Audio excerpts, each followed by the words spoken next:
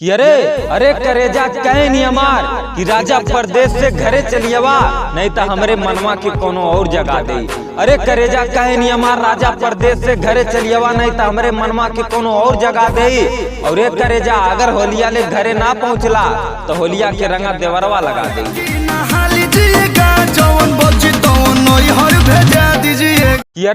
अरे करेजा कहे नहीं हमार अब की तरंगवा तू ही लगैबा और तोरे खातिर गुजिया छानते करैया में। और एक करेजा जल्दी से रंगवा लगावे चलिया अब की दाई पिछवा वाली मड़ैया में।